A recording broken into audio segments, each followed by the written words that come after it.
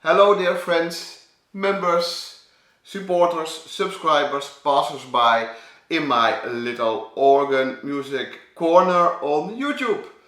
Today no music, but talking. So you can see my helper console is off, the computer is off, the screen is off, so only talking today. A nice question and answer session, a Q&A session, and I wrote some things down on paper so I don't forget anything. I regularly get questions about my music playing and about how I learn pieces and all kinds of questions, and sometimes I think it's nice to bundle them, collect them and make a Q&A session of it. And today it's such a day. But before we go into the questions and my answers, I want to apologize for my language. I'm a Dutch native. I try to speak decent English, but it's not my native language. Thus I make errors all the time. So please be gentle with me. Okay, let's start. First of all, a question. Can you tell us something more about your professional and personal life? A bit, yes. As many of you know, I have a full-time day job. I work at the Dutch government as an ethics and technology professional, and to be a bit more specific, at the Dutch Armed Forces. That's everything I want to tell about it on this channel. I live in the southern part of the Netherlands in a nice townhouse at the edge of a small village. If I look out of my window over there, then I see the fields and the cows in the pastures, so that's very nice. I live in this house with my wife and our 3 kids, 2 teen boys and a little girl from 5 years old, and a cat, because a house with many kids have to have at least a cat. I told you my occupation at the Dutch government. When I was very young, a puppy, I studied at the Agricultural University. Yes, something totally different. And after my graduation, I started as a teacher on a high school, and I gave 3 things: biology, physics and chemistry. But I didn't do that for long because I didn't like the job at all. So I stopped after a year and I searched for a new job, and that was at the Dutch government. And after that I've done a management development program at the Dutch Armed Forces to get a senior ranked officer and to become a senior ranked officer. And I have studied 2 additional academic studies. First of all, an ethics study, and I studied clinical psychology and a bit of music, of course.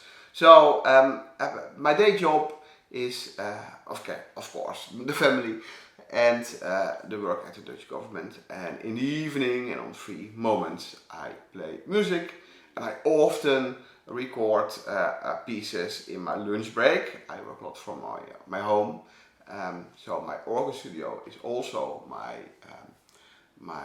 office, my home office, and that's nice, of course, to combine those things. Next question: how do you learn music? First of all, I want to say I'm not a professional organ teacher or something, so I just try something. It's my thing. If you want really professional advice, I guess you go to the website or the social media from my friend Vidas from Lithuania, because he's an organ teacher and he has made a lot of courses trainings, learnings about this subject, and very useful. So I shall put a link underneath this video where you can go to. So that being said, I only can tell you something about my strategies. First of all, I want to say my personal struggles by playing music has to do with fugues and trios. Even simple trios are difficult to learn. However, everything is relative. Of course, 2 days ago I published a nice little short trio from a German composer, and I learned it in half an hour, I think. So doing it, practicing, makes you better and keeps you learning faster and faster and faster. So it helps. And some music I don't have to learn at all. If I play music from my American friend James Michael Stevens, I hardly have to learn it. I immediately can play it because I know his style. I know him personal, so I know what he wants to express in his music. And he writes also accessible music. So for me it's pretty easy to play his music because I know the composer. And that's really for me a thing. If I play music from contemporary composers, living composers, it helps if you know them in person, because that makes for me the learning a lot easier, because if I know how they think, what they want with their music, then it's for me easier to express myself and to play their music in a way that I love it, that hopefully you love it, and that the composer also loves it. So for me it's important. Well, I have written down a few dots. First of all, for me it's important to play the music that I like. It sounds easy. And of course, if you have a church job or accompanying choirs, sometimes you have to play music that you personally don't like. But try to play as much music that you really like, because if you like something, learning is a lot easier. It's simple to say, and it's no rocket science, but it really works. Next, if I have a score, I start with dry reading the score without music. For instance, I have here, I think it's a choral prelude from Floor Peters, a composer that I really like. Now rest beneath night's shadow, nun ruhen alle Wälder. It's of course an old German Lutheran hymn, and I first look to the score and I try to sing the notes in my head, and after that I gonna try to play it. So dry reading the notes to know what you expect is for me important.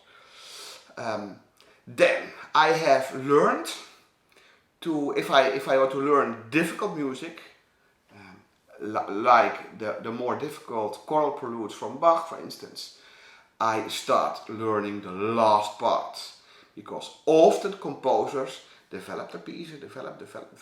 They start easy and they are ending way more difficult. It's the fact with almost all Bach, his music, especially his choral preludes, the first part, the part that you have to repeat, it's most of the time much easier than the last part. So by learning the last part first, it's much easier to learn afterwards the first one. And next to that, there's a risk if you learn the first part, you go back and over, you know the first part almost without sheet music, and the second part is then very hard to learn.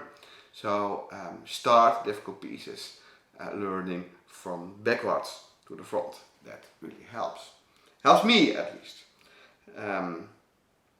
Well, what also important, I made a video a couple of years ago about staying in the right circle of attention while playing, while making recordings. And staying in the circle of attention means staying with your task. What do you have to do at that moment?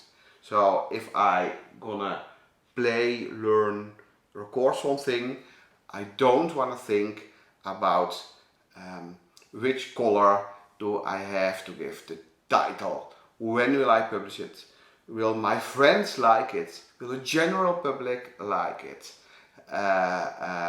wow, I'm really good and I've learned this piece so fast, or gee, I'm really stupid that it took me so much time to learn this piece. All that kinds of thoughts aren't helping you. They generate errors. So you only have to think on your task at the moment. So and your task is to play notes, push keys. It's the same as walking. If you are a runner, you don't have to think about I want to finish in that time, or I want a medal, or no, you just have to think I have to put the left foot first, the right, the left, the first. And that's the thing you have to do. If you think about other things, then you go wrong. We just had the Olympics, and some people make errors, and most of the time it is because they aren't in the right circle. So stay in the circle of attention. Then learning itself. I have learned from my friends that it's much easier to learn patterns instead of individual notes. To learn to recognize patterns, recognize how chords go from one to another, and how composers learn the language from composers. Speaking about Frog Peters again, he has a different style of writing music down as this Mike Stevens, for instance, or Gilma. So if you learn the style from the composer, it's much easier to learn pieces. Reinberger is also, if you hear one of his trios for organ, then you know exactly how he wants to be played. So that's nice, I think, and important to know. So learn patterns, and next to that, learn physical movements that I have learned from my friend James Flores, Australian's most popular organist. I struggled with a piece that another friend, Graham Twist, wrote, and James said you have to learn patterns, and you have to learn physics. So you don't have to remember the notes in your head, now you have to learn your hands to steer towards the right direction. And that really helps. I recently have recorded a piece, not so difficult, from Pacini, for the ones who know my channel. Now, I love that composer, and it was really difficult, and I learned the hand movements in a particular piece, and that was easy. And once you know the hand movements, you can't do it wrong anymore. That's strange. So learn hand movements and feet movements, of course. Feet movements, that's a fine example is the piece that I have uploaded recently today. A little improvised march from a lead sheet. If you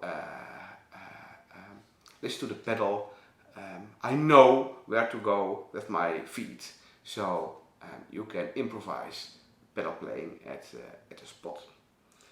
And for me also important is to enjoy the learning process as much as the result.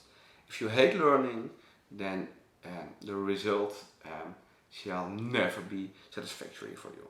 So try to learn, to embrace the learning process, even the failures and the errors, because they make you stronger and they give you a lot of more character. So that's no problem. Well, can I learn everything easy? No, not at all. I can become very frustrated if my hands or my fingers or my feet keep steering me the wrong direction, and sometimes I stop even playing a piece. And surprisingly, if I let it go and try it a week later again, or a month later even, sometimes it's no problem at all then. So something happened in your brain in that time. So sometimes it's okay to let a piece go and pick it up a month after that, and maybe it goes flawless. Okay. Next point, connecting to the first sentence. How do you deal with errors? Yeah, making errors is human in all subjects of life. So making errors, I think, is not a big problem. Aiming for perfection in music is aiming for not human behavior, I would say. But nevertheless, of course, we all are striving to play music as good as we can and trying to hit the right notes, as respect for our audience and for composers. So that's the same what I do. For me, especially if I play music from friends, like from Vedas or James Michael Stevens, of Jan Noordzij, of Phil Leyenbauer and others, I want to be perfect, because I think it's respectful to the composer, and especially if it are friends, then you want a piece to shine as beautiful as you can, because I hope that others like the music and buy the music from my friends. So I want to be perfect, if I can, as perfect as I can. Yes, sometimes I even make a piece. I recently have recorded a piece from James Michael Stevens, not very difficult. And when I was finished with recording and publishing, editing, publishing, I listened back while it was in my queue on to be released on YouTube, and I heard a wrong note, and I hated it. And it wasn't even really a wrong note. It was, let's say, an alternative note that fitted well in the range, in the harmonic range. But it was a wrong note, and I didn't like it. So I put the music down, throw it away, recorded it again, edited it again. Took me an hour, and because I couldn't live with it. Sometimes I hear an error in a piece, especially a piece that's from an older Guillemot or something, that I think, well, it's not really really a big error. Most of the time it doesn't sound wrong, but it's an alternative note, because my fingers steered towards another note in the chord, and sometimes I let it go. I never do that if I play Bach, because I have the stupid thought, if I play any wrong note in a Bach piece, he will throw a lightning rod from the heavens right to my head if I am on my bike. So I don't know why I think about that, but that's my thinking pattern. And that makes it hard for me to learn and to perform a Bach piece, because I want to do it as perfect as I can. Okay. And of course, the context is important regarding of tolerance in making errors. If you give a big concert from an hour with lots of different music on a strange organ, with lots of pressure, it's of course you're gonna make some errors. And there's no problem. It shows you are human. Even the biggest names in the organ industry make errors. The big difference is among amateurs, the professionals, they can polish most errors away, so you won't even hear it. So, but making some errors isn't a big problem. Next question: how do you deal with critics on your socials? Well, the most critics I get is on Facebook and on YouTube. And first of all, I think positive behavior on social media is key. So if I listen to others and I want to comment, and I only comment if I really listened to a piece. Otherwise I don't do it. And there are a lot of people who only listen for 20-30 seconds and comments. But I try to listen to the whole piece, and my comment is always positive or neutral, but never negative, because I think you have to respect everyone who have the courage to show themselves on social media with their art. That's really something. So you have to encourage people, and I think encouragement gives you trust, and trust makes you better. So that works. Sometimes if I really have critic, then I send a mild email to someone, very careful, and that's never to be a critic, but always to be helpful. But I am very careful with that, even because some people don't want to have help, so that's for me important, positive behavior. So if people give me critics and they do it from a positive mind, you can feel and read it, of course, then it's no problem. And if they are right, then I immediately admit that they are right. And I even sometimes have deleted a piece because someone said to me, you played it all wrong. Once I've uploaded a piece and I just forgot a piece. It had a part B and I only played a part A, and someone said it. And so I published a half a piece. So I took it down.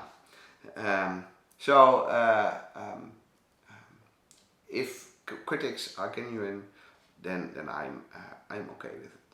But more often you get critics from anonymous people who don't tell their name, don't have a YouTube channel, and don't have a profile on social media, but know everything. They talk like they drink coffee with Bach weeklies in a restaurant, and that I hate. And I never go in discussions with anonymous people. That's I don't do. And if some critics are really nasty or mean, and then I just delete it. And if necessary, I block someone from my YouTube channel. It doesn't happen often, but sometimes I do. Critics. Yeah, a question that I get a lot is, how much does your organ cost? Well, that kind of questions never come from people from England, because people from England don't speak about money. But Americans don't have a problem with that. Well, it's difficult to answer that, because this organ is custom built for my specs, and you can make an organ as expensive as you want. Well, I have here a screen. You can put 2 screens. You can put bigger screens. I have the regular Fatar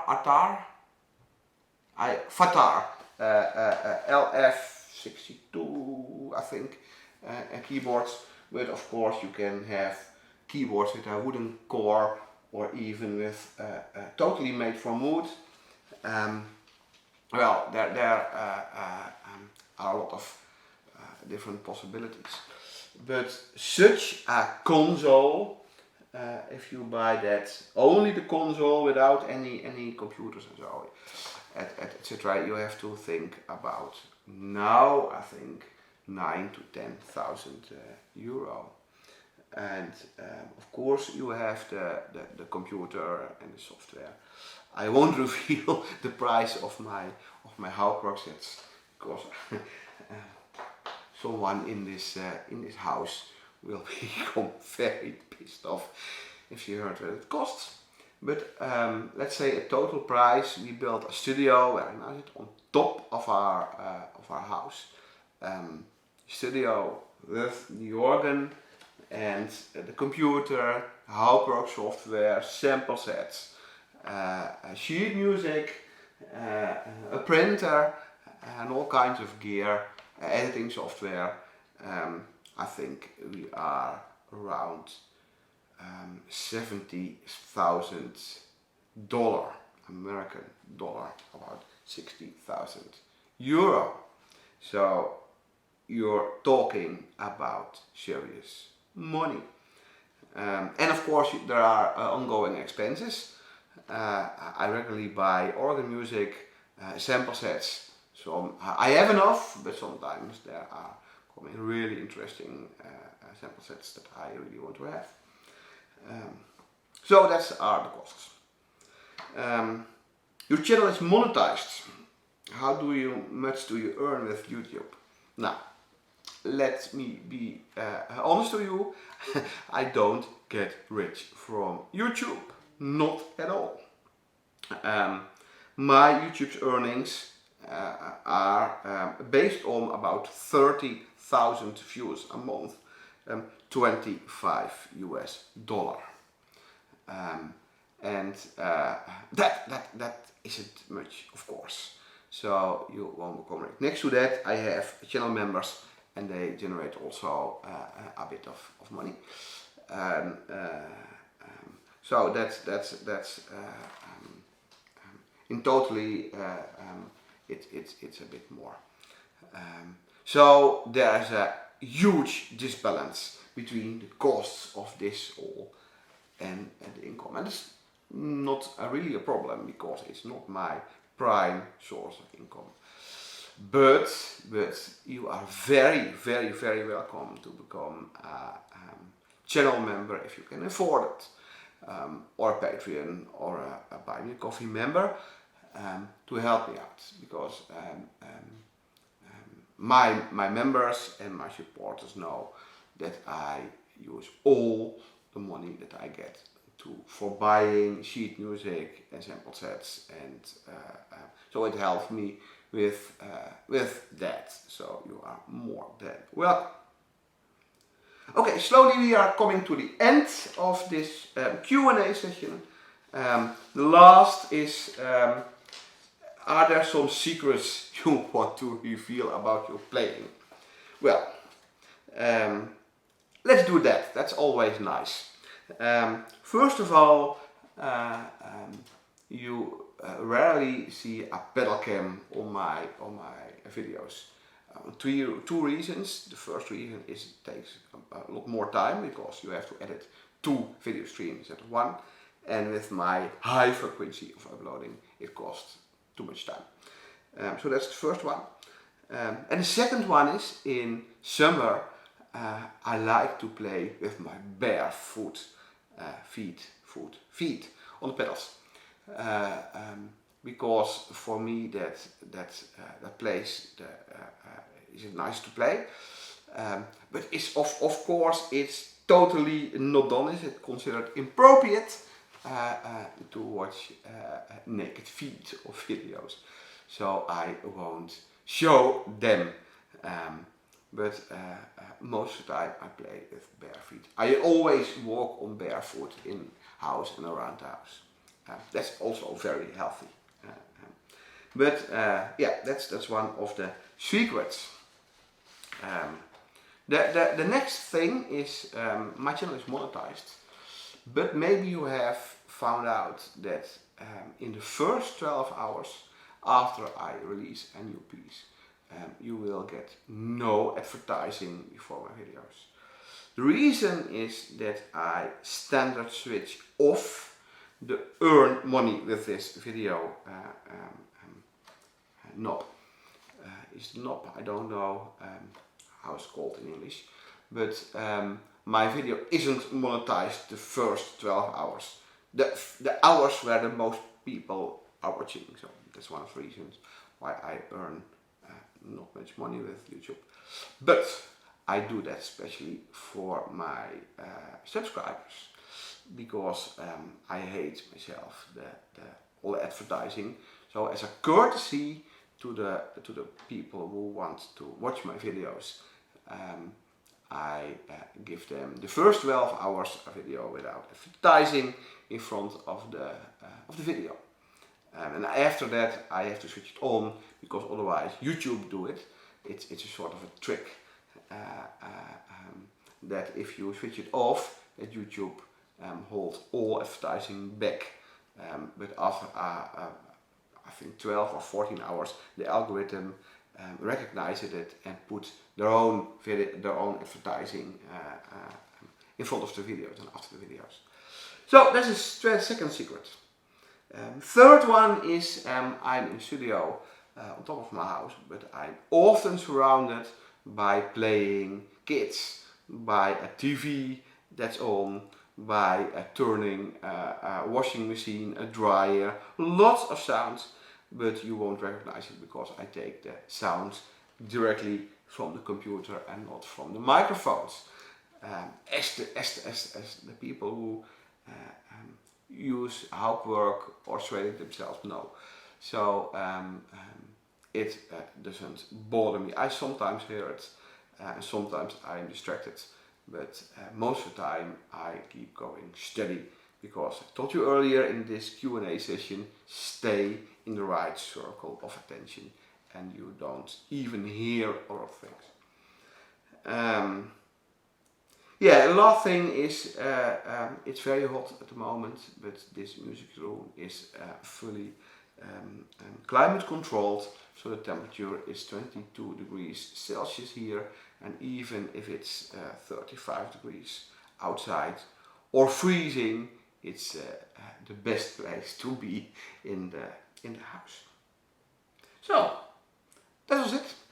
I am done with my questions, and I hope to release a video later today, and let me know what you think about it.